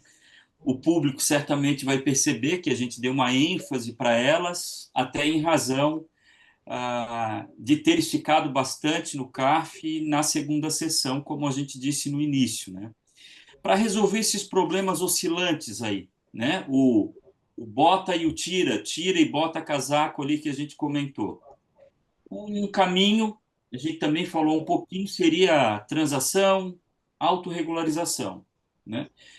O ponto da pergunta é: temas como do terço constitucional, ou até mesmo dos 20 salários mínimos, né, o limite do teto dos 20 salários mínimos, e se, o contribuinte confiando por décadas em uma jurisprudência, aí tem um cavalo de pau delas, e aí vou tentar fazer uma transação ou uma autorregularização.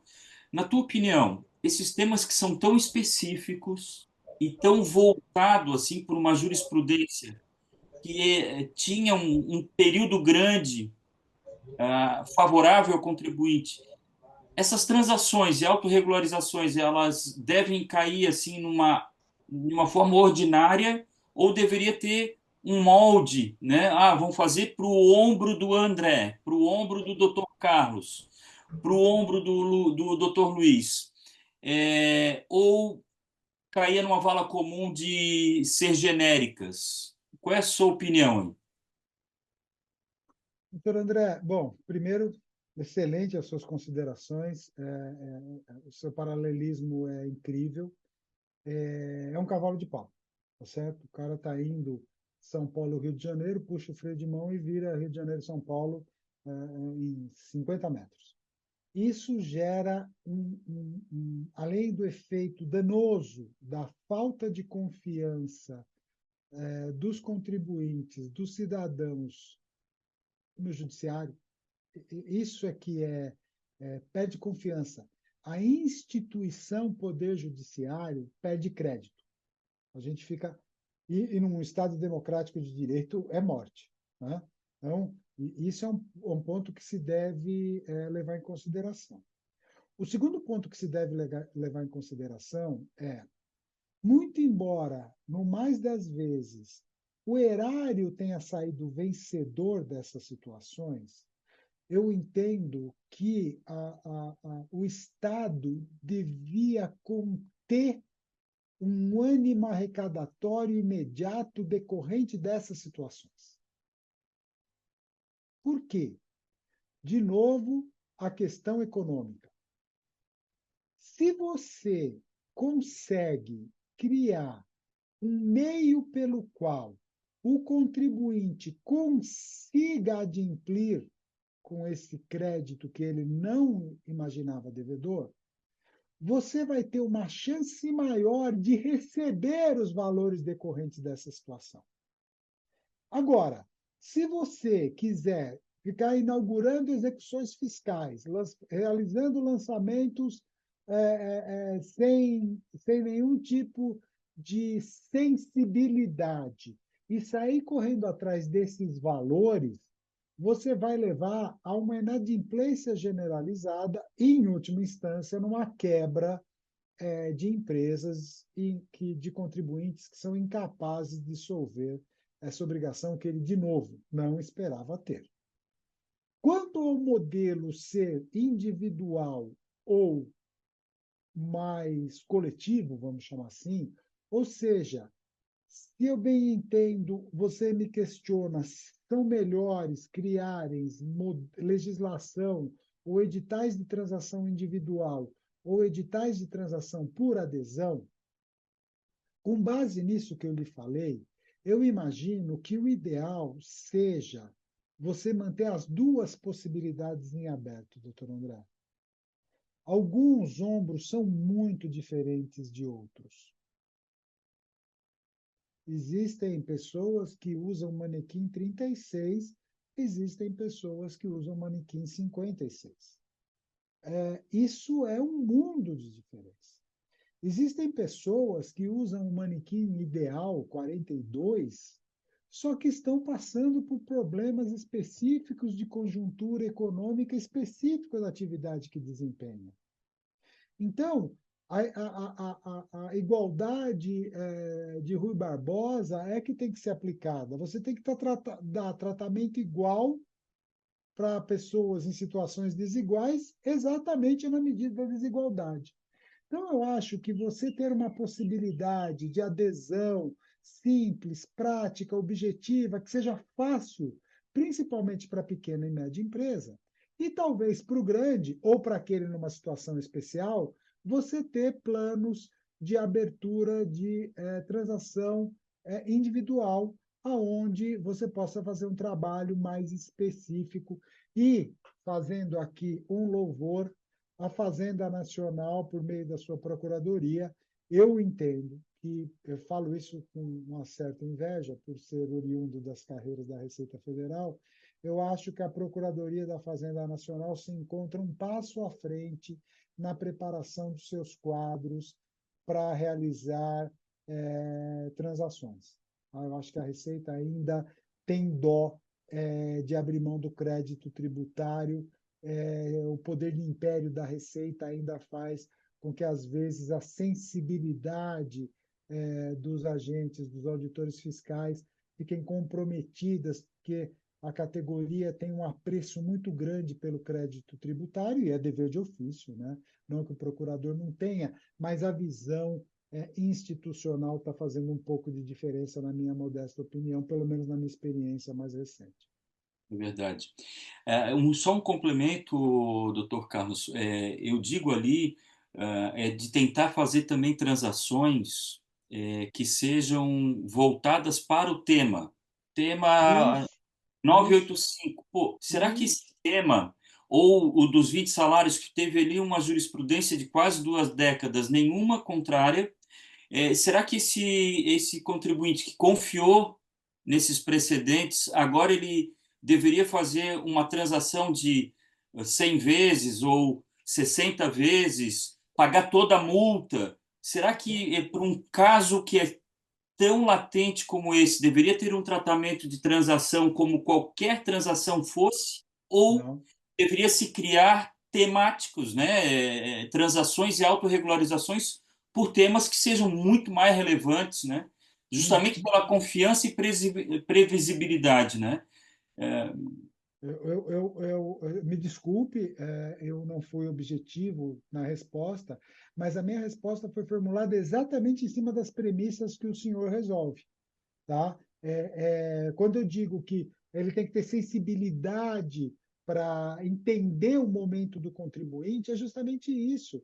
A tese dos 20 salários, sim, eu falo isso com conforto absoluto, porque nas duas questões eu tenho entendimento que o fisco que acabou prevalecendo, nas duas questões, mas era um entendimento acadêmico, né? E se mostrou aí adequado à decisão. Mas, de toda maneira, quem não tinha, e com motivos relevantes, porque ficou a jurisprudência para acompanhar, eu pregava no deserto. Eu pregava no deserto. É igual o São Paulo vai fazer no dia que for fazer o jogo de volta. Ele vai ficar perdendo, perdendo, perdendo, vai ganhar na última hora, entendeu? É isso que aconteceu. O contribuinte, ele estava ganhando, ganhando, ganhando, ganhando. Mesmo as empresas, olha o que eu vou falar, doutor André, mesmo as empresas mais conservadoras que guardaram lá no ladinho direito do colchão, esse aqui eu vou guardar para os 20 salários mínimos, para a tese dos 20 salários mínimos, por exemplo, esse aqui eu vou guardar para isso, esse aqui eu vou guardar para o terço sobre as férias, mesmo esses, em algum momento, falou, cara, já tem demais ali, imagina, não vai perder de jeito nenhum, entendeu? é, é isso Qual aí. CFO, qual CFO que quando chama o seu escritório de apoio e vem um parecer jurídico dizendo da baixíssima possibilidade de perda de uma ação dessa em face da jurisprudência, não vai pegar aquele dinheiro e dar uma destinação diferente, investindo no seu processo produtivo, investindo no seu negócio. Então, eu concordo com o senhor. A Receita Fazenda, ou seja, o Ministério da Fazenda, tem que ter uma visão bastante generosa, eu vou usar uma palavra até bem forte, com esses contribuintes. Maravilha. Então, chegamos ao fim. Peço então que o nosso convidado faça aí suas considerações finais, aí depois eu passo para o Luiz também fazer a sua. Bom, eu começo pedindo desculpas por ter falado tanto, né? Passei bastante aí do horário determinado, mas a conversa foi fantástica. Me senti muito bem, mas, bom, obviamente deu para perceber isso, né? Fiquei muito feliz. Parabenizo o senhor, doutor André, mais uma vez, o doutor Luiz, e eu faço especificamente quanto aos temas que me foram apresentados, permitiu que eu mostrasse um pouco da visão que eu tenho das coisas, e essa demonstração é com toda a humildade do mundo, é meramente que decorre da minha idade, da minha experiência, para tentar ajudar as pessoas de alguma maneira, longe de qualquer visão de sabedoria, né? Muito mais numa questão colaborativa. E, doutor André, conte comigo. O senhor vai ser prioridade número 2 para qualquer coisa que o senhor precise, que a OAB Santa Catarina precise, seja por meio da CASP, seja por meio da Comissão de Direito Tributário. Doutor Luiz, também um prazer, uma honra muito grande conhecê-lo. Muito obrigado. Eu me coloco à disposição de todos e agradeço a todos que ouvirem o podcast e ao senhor pela paciência e pela oportunidade. Nada, nós é que agradecemos o tempo. Quando o bate-papo ele é bom, ele vai se estendendo e eu acho que a gente só ganha, né? E também são 100 anos do CARF, né? Não é pouca coisa. Então, a gente está aí, eu acho que num podcast bastante comemorativo. Agradeço também, a gente vai voltar sim a conversar, já anotei aqui, ó, tem live ou podcast de pejotização, de prêmios, a gente ainda vai desdobrar as nossas convivências aí. Luiz, contigo agora, por favor, aí tuas considerações finais. Da minha parte, uma aula.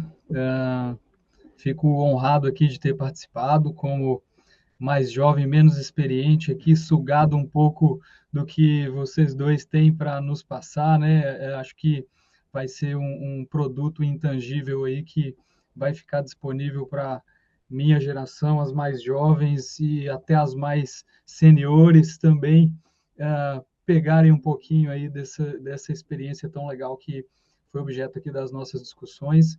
Espero conhecer em breve pessoalmente aí o Carlos, depois que o Galo passar das quartas de final da Libertadores, da Copa do Brasil. Mas muito honrado, a discussão muito rica, acho que vai ser um produto aí que várias e várias gerações de juristas, contabilistas, profissionais que tangenciam a área tributária vão ter a oportunidade de ouvir. Parabéns, André, e muito obrigado, doutor Carlos, pela sua aula aí. Valeu, Luiz. Muito obrigado pela tua adesão, né? Eu acho que foi bem bacana. Fiquei também muito feliz e muito feliz mesmo com a presença do Dr. Carlos. Eu acho que, como o Luiz falou, vai ficar aí registrado. Temos aí já bastante gente acompanhando o podcast da nossa comissão. Eu acho que só vai engrandecer e que fique semeado aí, né, para a gente também conseguir fazer outros. Vamos conversar sobre isso e espero que a gente se encontre também em breve, quem sabe em algum encontro aí pessoal. Então, um grande abraço para vocês, muito obrigado. Peço que o público aí que nos ouve fique atento às nossas redes sociais, OAB de Santa Catarina, Escola Superior da Advocacia de Santa Catarina, a ESA, a nossa Comissão de Direito Tributário, nossas lives e podcasts. Até um próximo momento com um próximo ativo intangível tão bom quanto esse foi. Um grande abraço.